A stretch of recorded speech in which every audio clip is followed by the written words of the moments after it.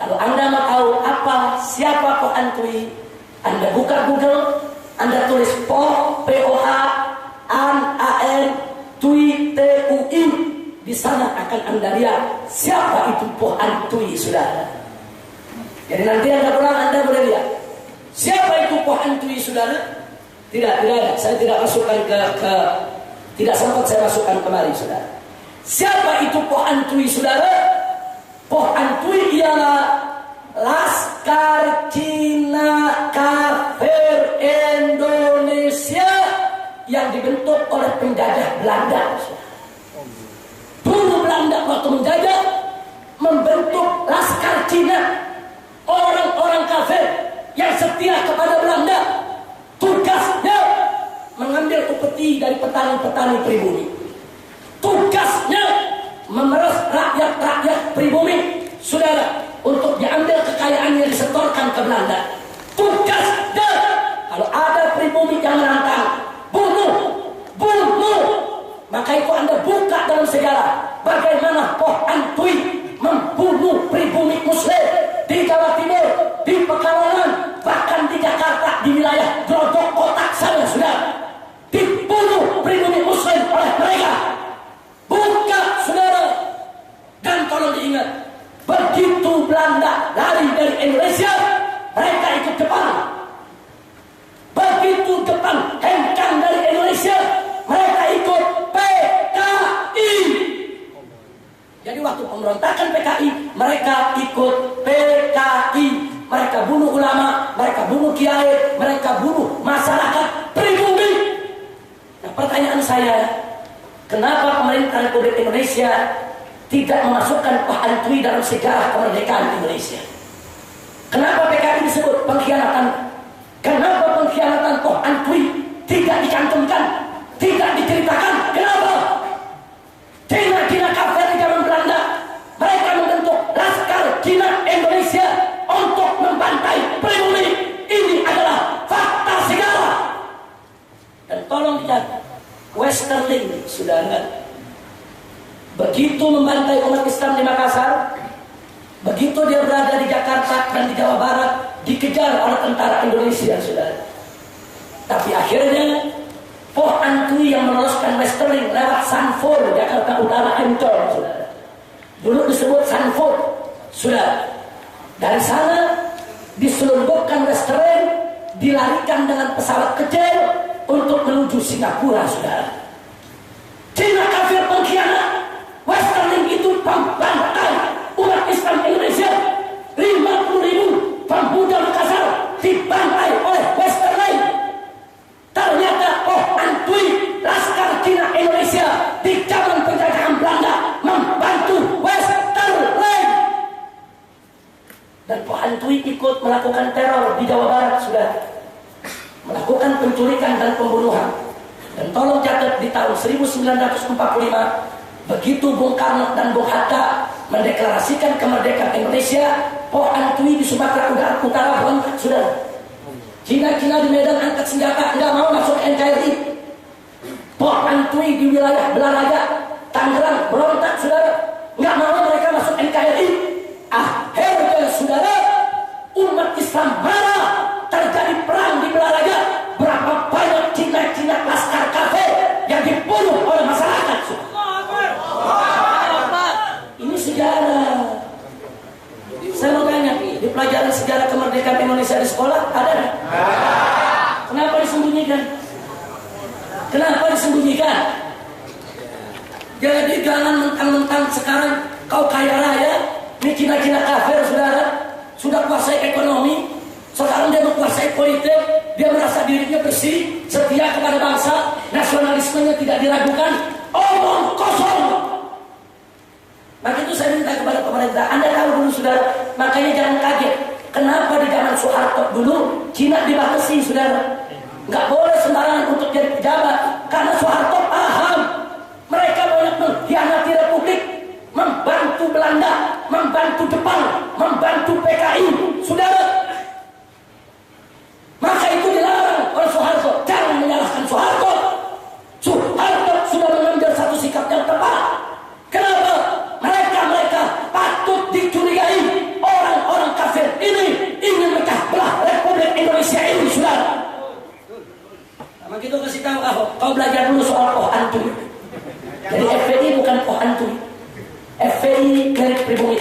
Indonesia. FPI milik umat Islam Indonesia. FPI bukan pengkhianat. FPI berjuang untuk umat Islam Indonesia, berjuang untuk agama, berjuang untuk bangsa, berjuang untuk negara. Dan tolong catat, alhamdulillah, para habaib Dzurriyyatur Rasul datang ke Indonesia. Dan hari pertama mereka datang bukan sebagai penjajah, mereka datang sebagai penyebar Islam. Kemudian mereka membawa dalam bangsa Indonesia, mereka menikah dengan wanita-wanita Indonesia sampai anak-anak mereka, saudara. Itu yang kita kenal dengan wali songo. Mereka adalah habaib yang menyebarkan luas Islam di Indonesia, saudara. Nggak sampai di situ, mereka kawin sama anak-anak sultan-sultan, raja-raja pribumi, dan kemudian mereka menjadi sultan-sultan Islam yang sangat dicintai oleh bangsa Indonesia. Betul? Dan begitu Belanda datang, mereka melakukan perlawanan, saudara. Tidak ada mereka yang membantu Belanda, semuanya melakukan perlawanan. Habaibnya, ulamanya, seperti Diponegoro, Imam Bonjol, Teguh Umar, di mana-mana semua angkat senjata melawan penjajah.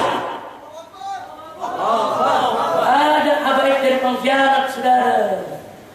Nggak ada. Saya punya ayah almarhum Sayyid Hussein bin Muhammad Syahab, saudara, dulu ditangkap oleh Belanda.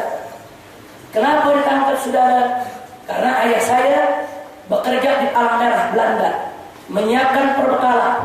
Tapi di waktu-waktu tertentu, perbekalan dari gudang Belanda tersebut ayah saya keluarkan untuk para gerilyawan, saudara, untuk pasukannya Kiai Haji Nur Ali di Bekasi. Jadi begitu ini terus berlanjut, ya, kerja dalam Belanda. Saya punya ayah bahasa Belandanya cukup baik, cukup bagus. Dia jaga gudang Belanda, tapi perbekalan Belanda kemudian terus diberikan kepada gerilyawan, saudara. Akhirnya ada pengkhianat yang membocorkan itu kepada Belanda. Saya punya ayah ditangkap dari depan pintu rumah sampai ke penjara di Kalimalang, saudara, diseret dengan jeep, diikat dengan tambang, diseret dengan jeep, dibawa itu ke Kalimalang, saudara. Saya nggak usah cerita kakek, saya nggak usah cerita datuk, baru cerita ayah saja, saudara. Ayah kami bukan pengkhianat, berjuang melawan Belanda, saudara, berjuang membela para gerilyawan, saudara. Akhirnya divonis hukuman mati. Begitu hendak dihukum mati, saudara, semua pasukan gerilyawan Kiai Haji Nur Ali, siapa yang tidak kenal? Ulamanya Bekasi, ulamanya Betawi, ulama yang menjadi pejuang, ulama yang menjadi pahlawan nasional, saudara. Beliau kerahkan itu gerilyawan untuk menyerbu itu penjara yang dari dalam juga berontak, saudara. Dan akhirnya berhasil seluruh tahanan melarikan diri di malam itu, saudara. Dan ayah saya begitu lari tertembak bagian pantatnya, luka, menyeburkan diri ke Kalimalang Bekasi, diselamatkan oleh para gerilyawan Kiai Haji Nur Ali, dan akhirnya cacat seumur hidup. Jalannya pincang karena tembakan di bagian pantatnya, saudara. Jadi artinya saya cuma mau kasih tahu, saudara, kami beda dengan Poh Antui. Kami bukan Poh Antui. Habaib itu di Indonesia pejuang, habaib itu di Indonesia penyebar Islam, saudara. Jadi jangan coba-coba, saudara, orang-orang macam Ahok atau yang mendukung Ahok terus ingin membesar-besarkan jasanya Cina kafir di Indonesia. Mereka pengkhianat, mereka yang membantai pribumi, mereka yang merusak Islam. Sekarang mereka membicara kebangsaan, mereka membicara nasionalisme. Kami habaib bukan hanya bicara dari dulu sampai saat ini. Kami sudah buktikan, kami cinta agama, kami cinta negara, kami cinta bangsa, dan kami tidak akan bergeser dari itu semua. Sallu ala Nabi. Ini yang saya mau sampaikan, saudara. Jadi habaib itu berjuang. Mereka banyak dibunuh, mereka banyak dihabisi oleh Belanda, saudara. Mereka nggak khianat kepada Republik ini, saudara.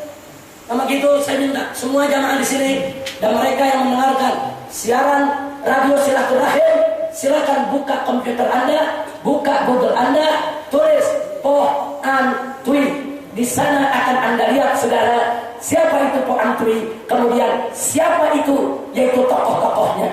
Ada seorang tokoh Poh Antui dibuat buku, dianggap pahlawan, saudara. Itu jekekan itu, saudara. Dianggap pahlawan, padahal dia orang Poh Antui. Dia yang meloloskan Westerling, dia yang melakukan pembantaian, saudara, terhadap umat Islam. Korbannya Poh Antui hari ini, saudara, yang lanjut usia masih ada.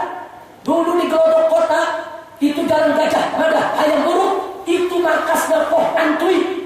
Coba-coba orang Islam saudara masuk ke sana tanpa izin mereka dihabisi. Iya, waktu itu FPI belum ada. Kalau FPI udah ada, kita sembelih mereka semua. Jangan coba kurang ajar sama bangsa Indonesia. Betul? Maka itu saya serukan saudara, sudah waktunya kepada seluruh pejabat negara Republik Indonesia, kepada seluruh anggota dewan dari pusat sampai ke daerah, sudah waktunya kembalilah Anda kepada Undang-Undang Dasar 1945 yang asli. Di dalam Undang-Undang Dasar 1945 yang asli ditulis Presiden Indonesia harus pribumi. Bahkan dalam Piagam Jakarta ditambahkan harus pribumi dan harus beragama Islam. Itu undang-undang sudah bagus. Kenapa kau hapus? Kenapa kau hapus? Diganti Presiden Indonesia adalah warga negara Indonesia. Selesai. Apakah orang kafir dari luar negeri jadi warga negara Indonesia baru sehari terus boleh jadi presiden? Tidak boleh. Periksa dulu nasionalisme kebangsaannya. Periksa dulu cintanya kepada bangsa dan negara ini, saudara. Nah, maka itu kita minta balikin lagi itu aturan. Tulis dalam Undang-Undang Dasar Presiden Republik Indonesia harus pribumi asli beragama Islam. Saya nomor satu yang mendukung aturan itu, saudara. Gara-gara dirubah warga negara Indonesia, akhirnya Cina kafir boleh jadi presiden, saudara. Gara-gara diubah, saudara, akhirnya musuh Islam boleh, musuh bangsa ini boleh jadi presiden, saudara. Bahaya tidak? Bahaya tidak? Undang-Undang Dasar 1945, peninggalan para founding father, peninggalan para pendiri bangsa ini diobok-obok, saudara. Diobok-obok saat reformasi.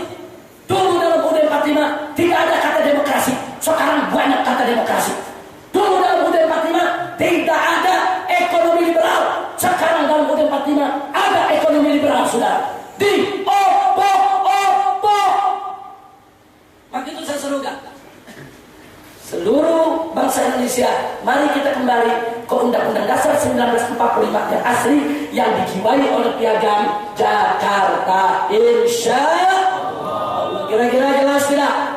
Saya mau tanya, apa Anda ridho orang kafir jadi presiden? Apa Anda ridho orang kafir jadi presiden? Apa Anda setuju kalau presiden Indonesia harus beragama Islam? Setuju tidak? Setuju tidak? Harus pribumi yang Muslim? Setuju?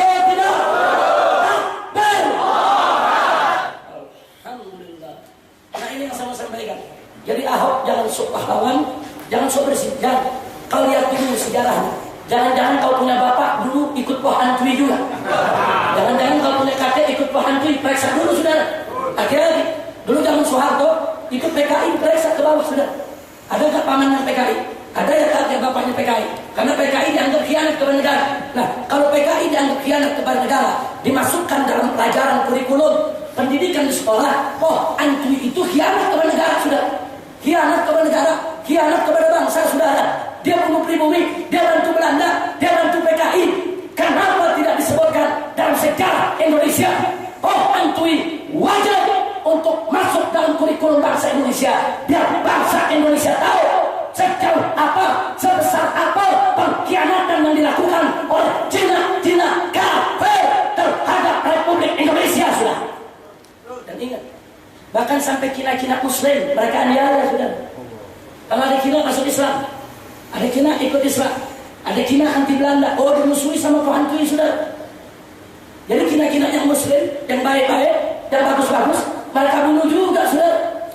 Maka itu hati-hati, ini Cina kafir ini berbahaya, sudah. Kira-kira jelas tidak? Nah, itulah yang saya mau sampaikan pada kesempatan hari ini. Kita